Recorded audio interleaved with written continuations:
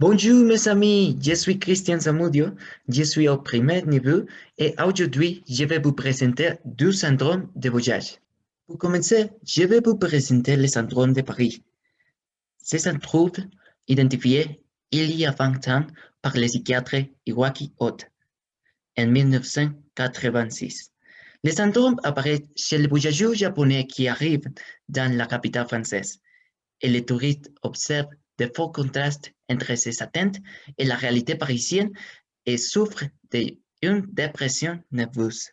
Les touristes japonais polis qui viennent dans la vie sont incapables de séparer la vision idéalisée de la vie créée à partir des films, de la réalité d'une métropole moderne et animée et du caractère brutal des Français, parfois assez grossier.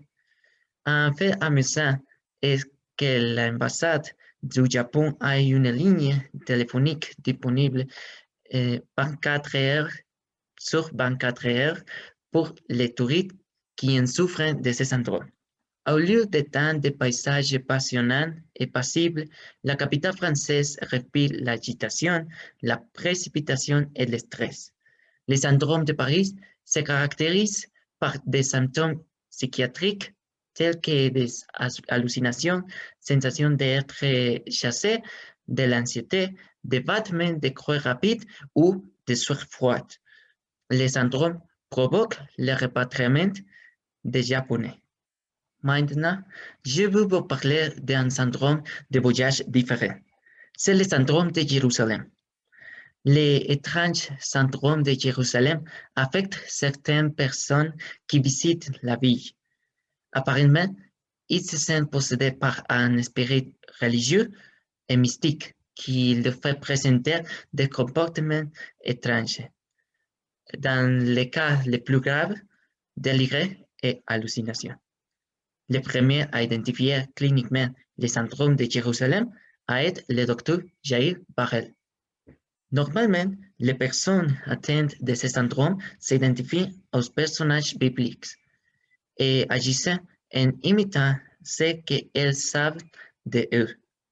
Certaines des personnages avec lesquels ils sont généralement identifiés sont Moïse, le roi David, Jésus de Nazareth et Jean-Baptiste. Les hommes ont tendance à imiter les personnages masculins, tandis que les femmes ont tendance à imiter les personnages féminins.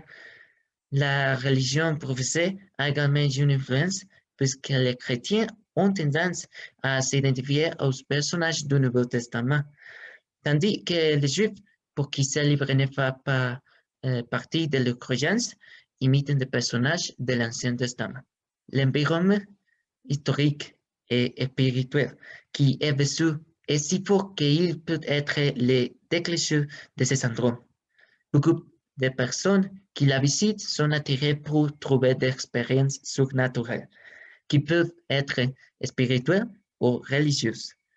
Ils sont attirés par l'atmosphère qui a été créée.